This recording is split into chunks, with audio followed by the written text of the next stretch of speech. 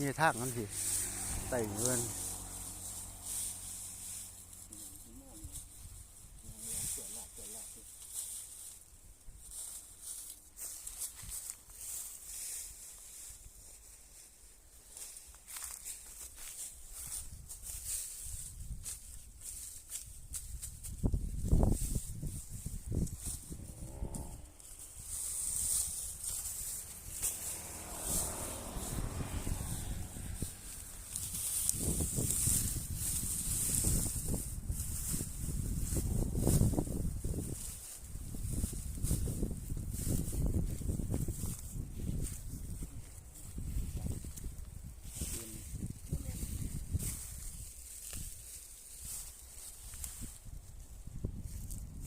หนูพุก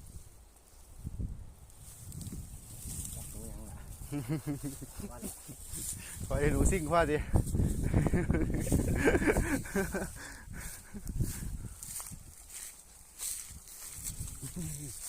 ใส่ก่อยอยู่ข้านี่คือก่อยยาข้านี่มีข้างนี้ข้างหนูด้วยนี่พูดอ่ะยำไปเลยผมไม่ต้องนี่มองนึงเนี่ย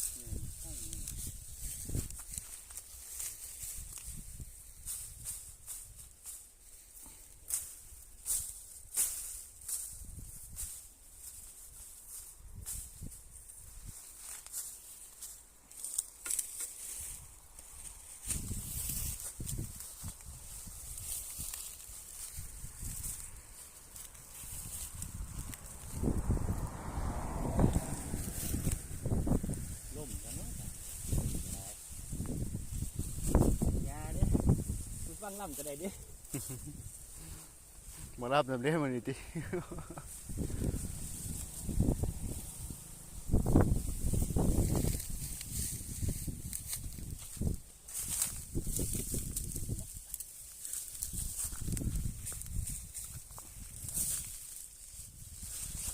หมายมัน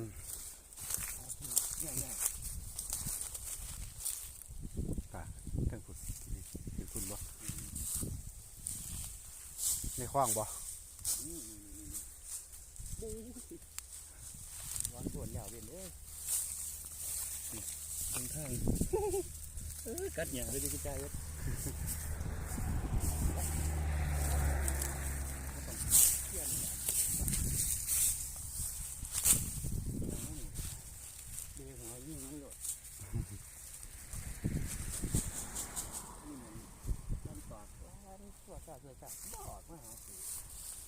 บ่บิ๊กมั้งครับพี่วะบ่บิ๊ก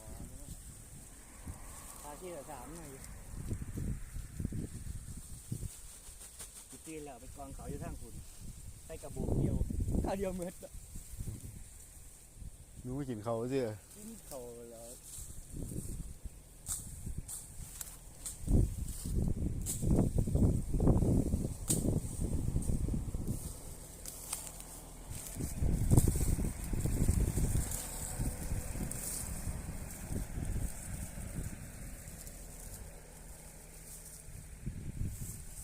เขียนบุ๊กเอาเจอตาไล่มาดิโอ้ไม่นั่นเด็กบุ๊กเจอตาไล่มาดิ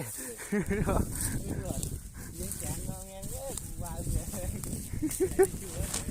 แต่ว่าขี้ที่หายสัตว์ฝ่ารังกะตียิ่งเนาะ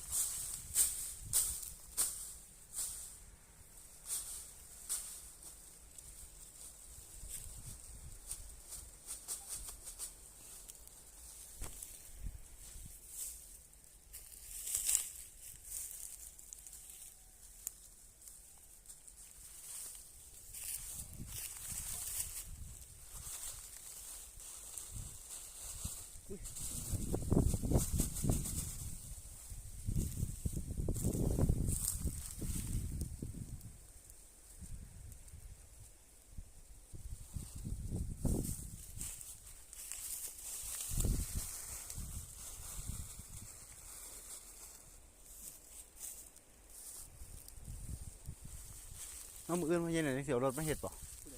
อันเพื่อนที่เพื่อนมามือนี่ จักว่าบ่รู้กัน วันซึมเลย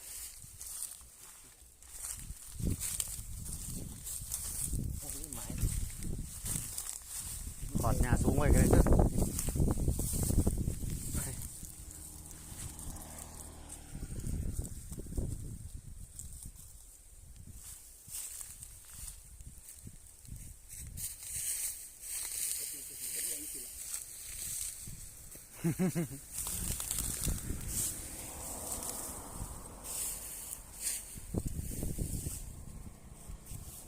นี่ใกล้ๆนี่ใจบ่ได้บ่ติดผมเห็นใกล้ๆกันนี่แหละในกล่องที่ซีเนี่ยป้า จะทางมันติ กลัวไปเดินทางแล่นลี่นะ ที่เรียนหากันเบิดเลย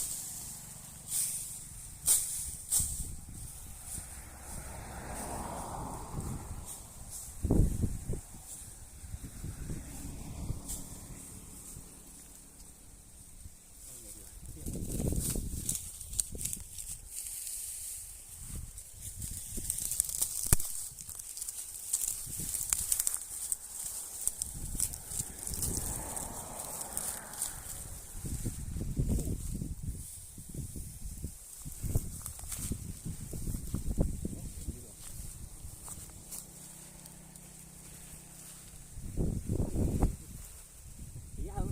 เราไปเก็บที่ตรงไหนที่ทางสหกรณ์นี่ก็ตัวยังไงนี่ไง มันไปกินอันห้ำอ่ะเขาซีออกน่ะกินอันเขาก็บอกว่าอันนั่นผสมน้ำอาหาร โอ้ยหมดเลย มันขึ้นดิหนูก็ว่าเขาอีก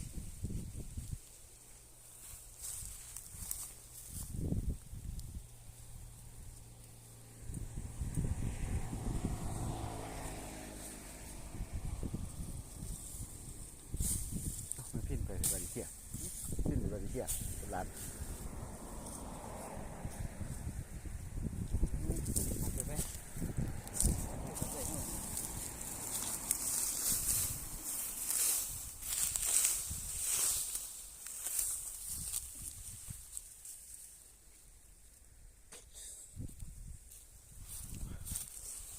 ใส่ยามาหรอใส่ยามาหรอ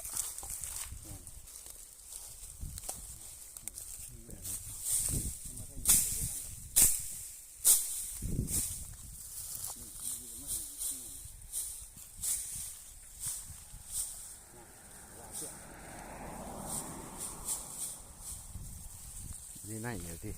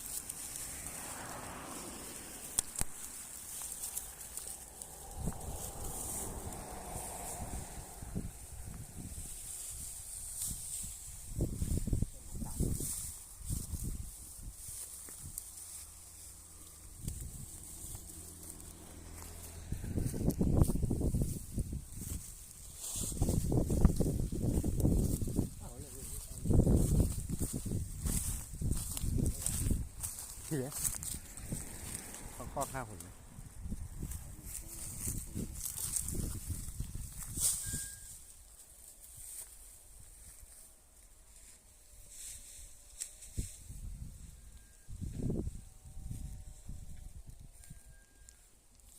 หอยโกหอดสุดบ่ เอาไปให้ดูดิ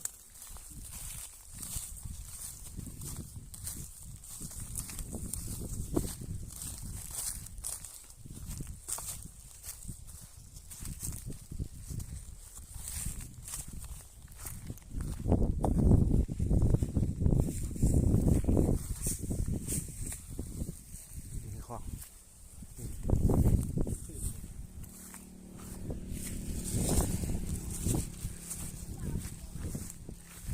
เอา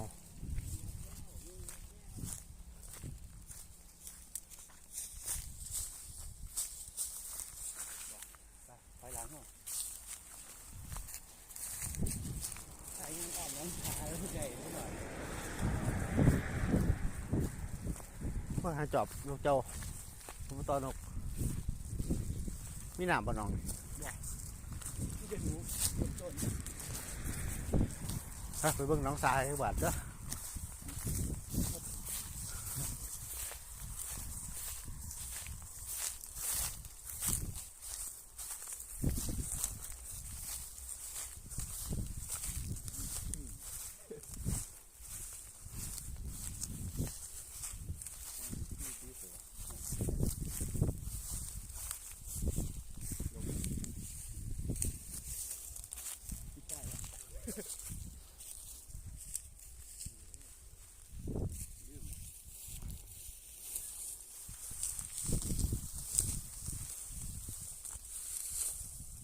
ก็มองนี้ถ้าได้มีหมายบ่วงนี่มีคนมาใส่เด่น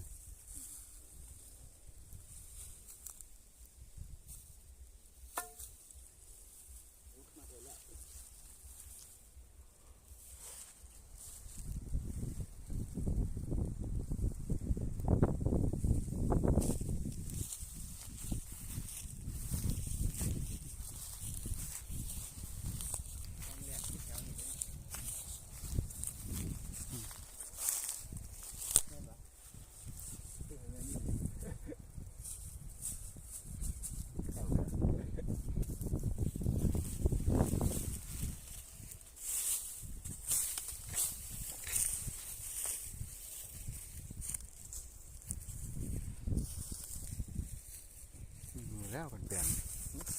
นี่ก็แล้วเกี่ยวเป็นแปลน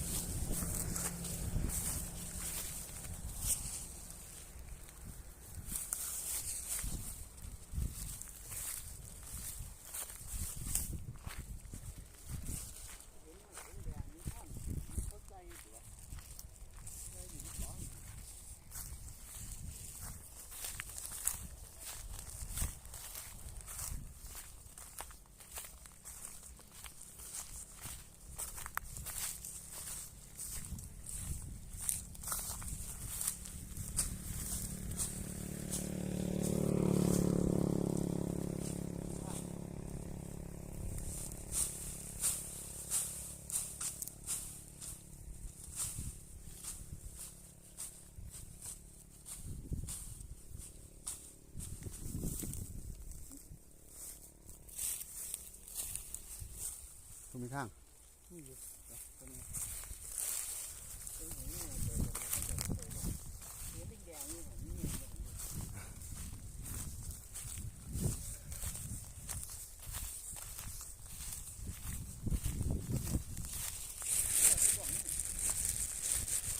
ผู้ไม้เต็มเลย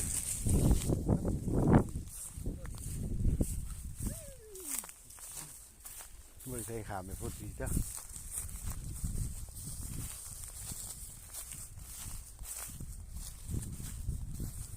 กล้องไหนกว้างจังวะ ยิ่งแล้วไปฟังรับตัว ฟังรับแล้วยังไม่ยิ่ง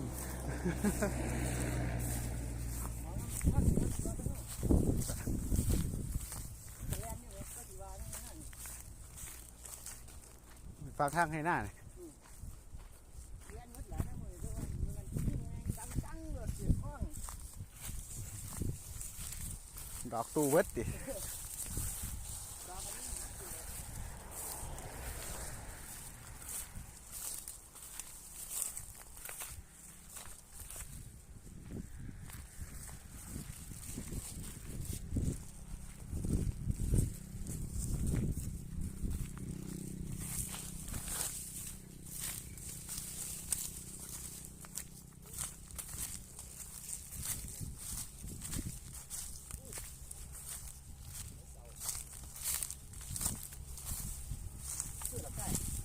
ท่านกองเอาไปรุ่น